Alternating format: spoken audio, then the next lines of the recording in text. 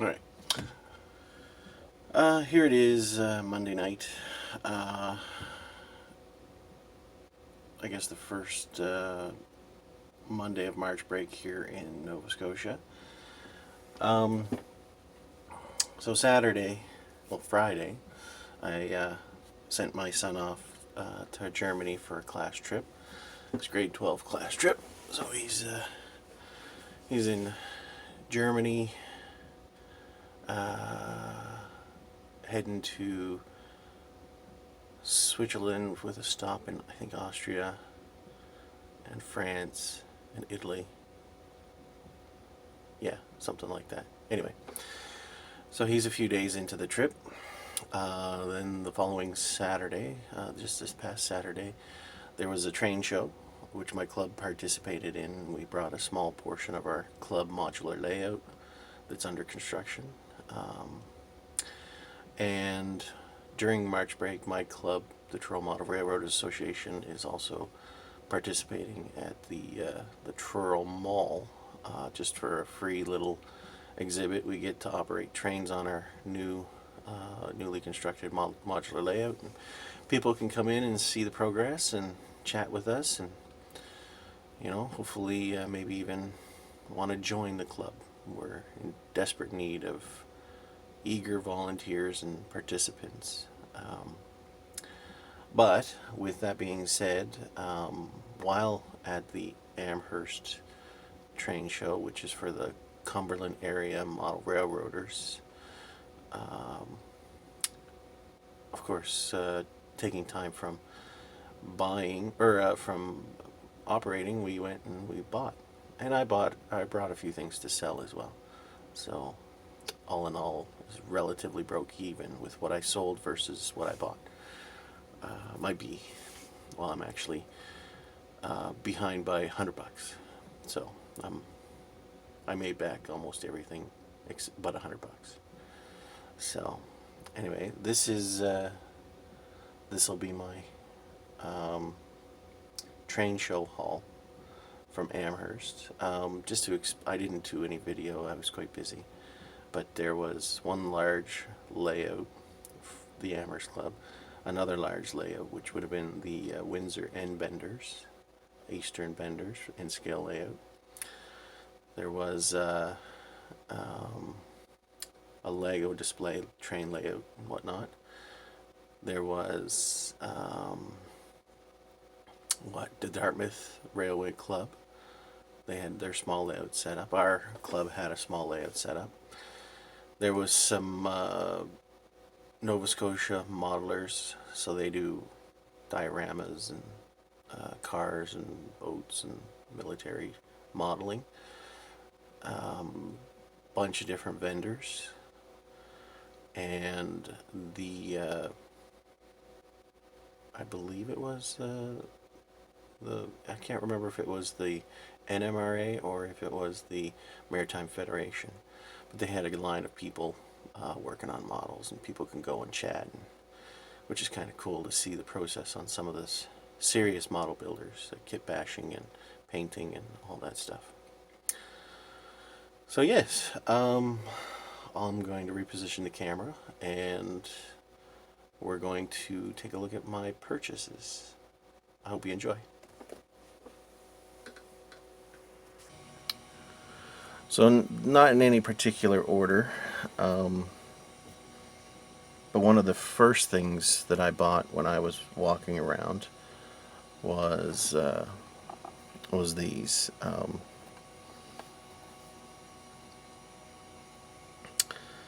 H2A 3-bay hopper cars, Canadian Pacific. In the script, it was supposed to be a 6-pack, but there was only 5, so obviously someone bought one.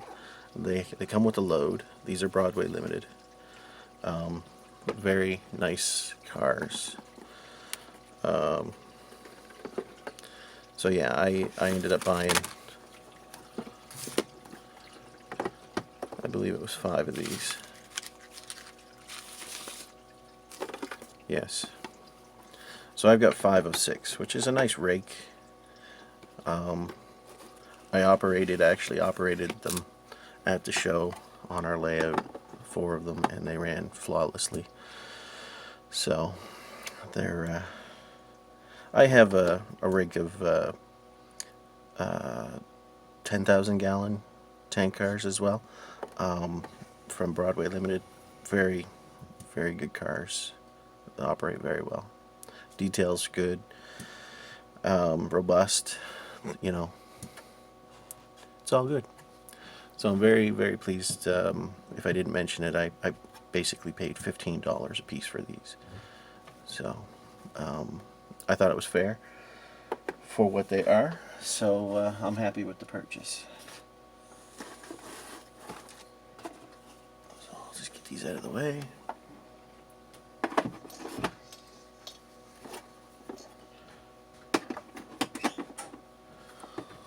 Of course. Okay, so the next thing I bought were some of these Yardmaster series by Branch Line Trains. These are kits. I didn't pay that price. Or maybe I did, yeah. I got a deal anyways. I bought a couple of things. So, yeah. Canadian National boxcars. Don't really care how these open, but they do this way. And yeah. The kit is all there on sprues, from what I can see. Oh, they actually, okay, it's cut, that's good. And yeah, so I'm looking forward to building these.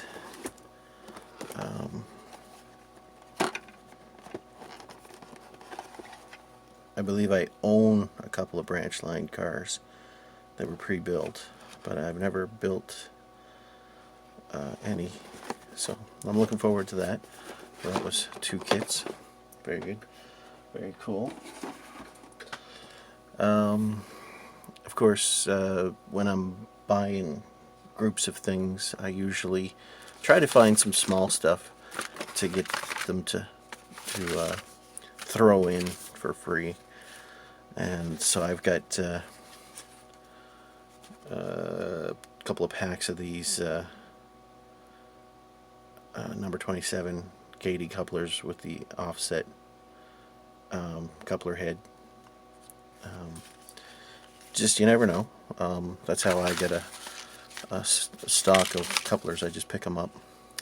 And here's another one with a longer shank, 21 coupler heads up. Number 5s. You know, you pick up a couple of box cars, you throw them $20, or you throw a few bucks, and you get like a set of couplers for free usually. They're good. They're good people to deal with, and you know. So here's an insulated coupler height gauge. So, you know, instead of paying $8 or $10 at a hobby shop, you know, get them for a couple bucks for free. Here's something I wanted to try. I've never bought, but for $5 you can never go wrong. The magnetic delayed uncoupler. So it's the kit. Let's see how that works someday. So that's like, those are the things that I usually, as I say, try to get. I buy a couple of things and I'll throw one of those or 2 of those in and try to get them for nada. Here's another thing. This is actually what I bought with the magnetic uncoupler. This, I believe, looks brand new. These 2 belong up here. A rail cleaner. I was actually looking for the wheel cleaner from Woodland Scenics to clean the wheels of my locos, but this'll do. This'll be a start, you know. I have a bunch of track cleaners, but I figure get this wand and you know, if I need to give it a good scrub, I'll have the tool for it. So I was like, oh, why not? $25. I don't know what they retail for. Hopefully not $25. Hopefully more. Let's see what else. Their boxcar kit. So this is an Athearn one. I looked brand new. So I thought that would be fun to get. I'm looking forward to assembling kits. I enjoy it.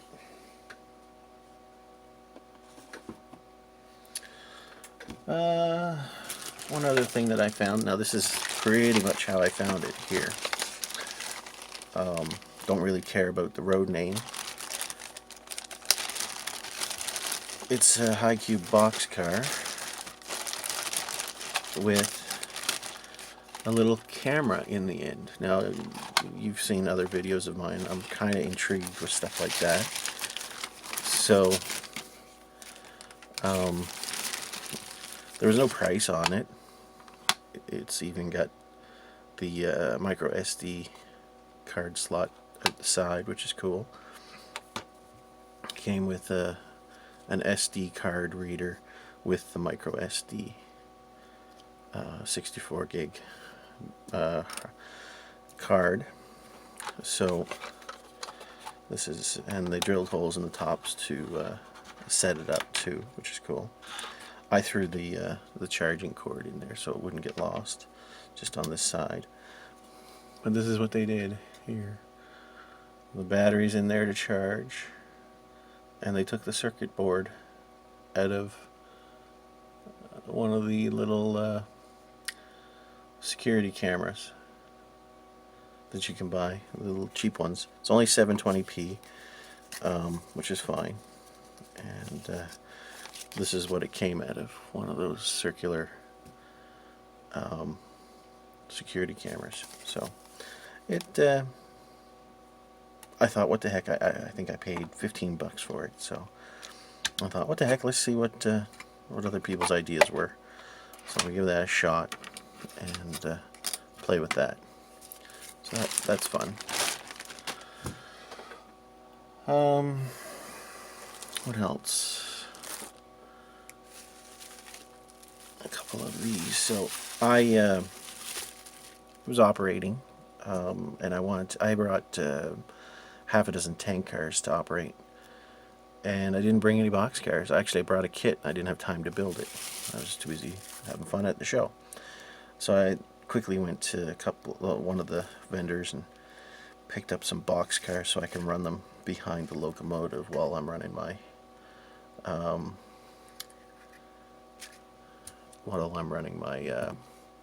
trains and my tank cars. So pick this one up first.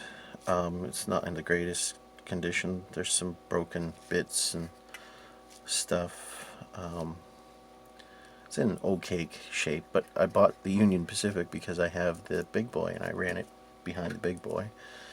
Mind you, the big boy can't take my club layout's curves. And then I saw this from the forests of Western Canada, and I do have a couple of trains to build with Canadian forest products. This is really new compared to what I'll run, but it's my layout. I'll do whatever the heck I want. Not to mention I really like the car. So when I got both of them, they were really wobbly. So I had to, this one's still a little, I tightened the screws up on the bottom. Still a little wobbly, but not as bad as it was, that's for sure. So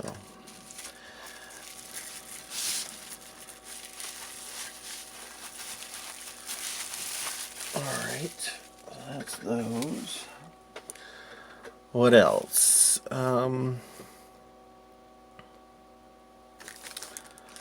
I saw this. It's not in the correct box, obviously, but it's good enough. I have the freight version of these, as well as I have the True Line version of these exact C-liner locomotives. I've never came across the lifelike version.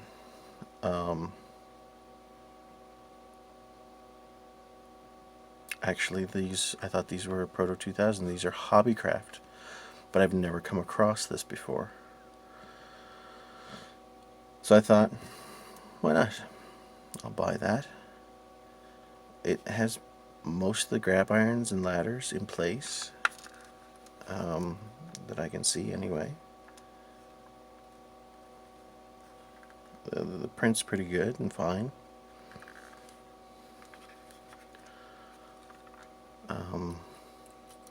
You know, got to replace the crappy couplers, but I haven't tested it. But I only paid $60 for it. Plus, I got something free. So, yeah, definitely got to replace those couplers. Anyway, yeah, I was pretty pleased with that for the price. It's missing one sunshade, which I can easily replace. I've got lots of detail parts I can put on. Okay, so a couple of these. So this was given to me, but I'm going to probably, if it works, I'm going to replace the shell with some locomotives that I'm not sure if they'll work, because this is an Athearn and I want to put the shell on an Atlas locomotive. But we'll see if that's doable or not. And so essentially that was gifted to the club by a member. Now this I bought. I know I got $10 off of that, so it was for $30. It's in really good shape. Not tested,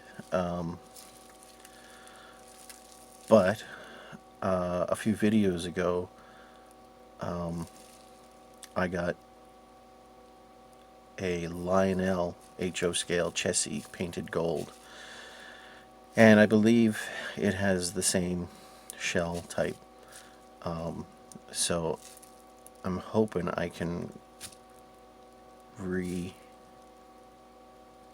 this chassis for the chassis, and then just have this shell, this really good shaped shell, for a backup or something.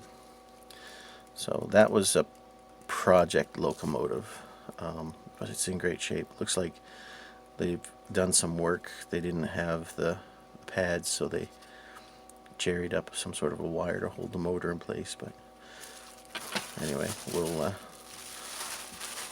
with luck, that chassis will work on a project locomotive.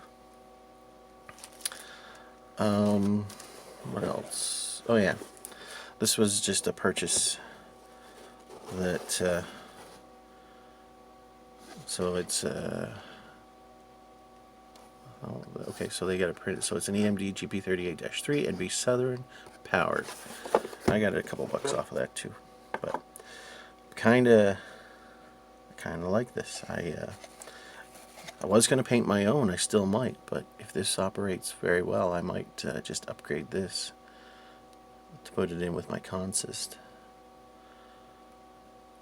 Pretty good paint job. It's been sitting and dusty for a while. Yeah. I do.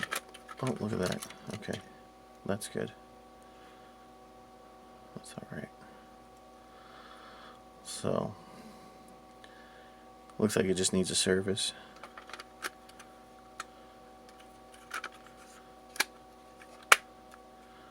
Anyway, yeah, hopefully, I'd have to check and make sure I don't have the same road number, otherwise I'd have to try to change that number.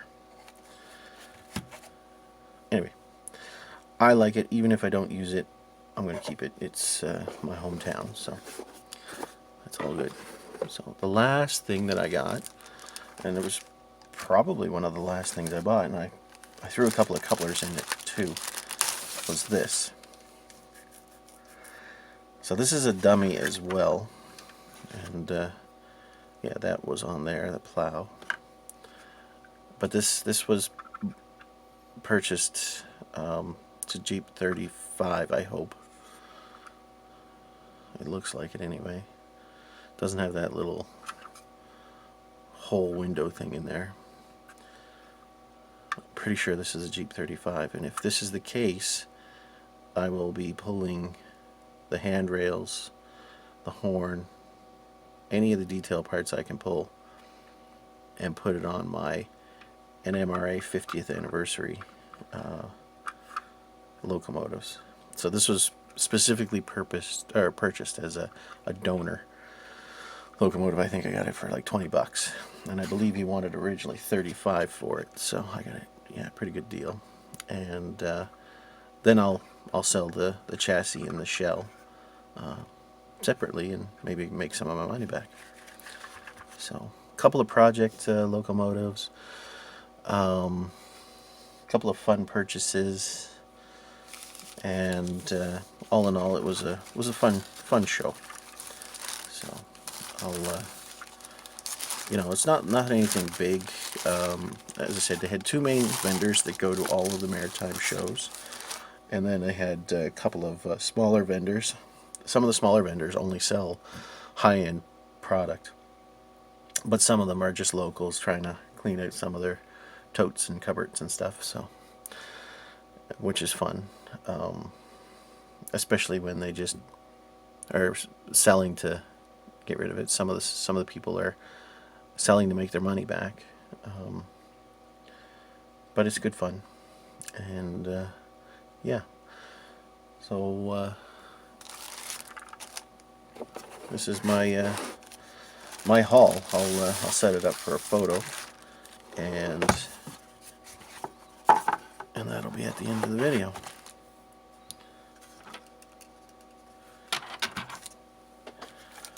Alright, so you guys all have a great and wonderful day, and I will see you on the next one.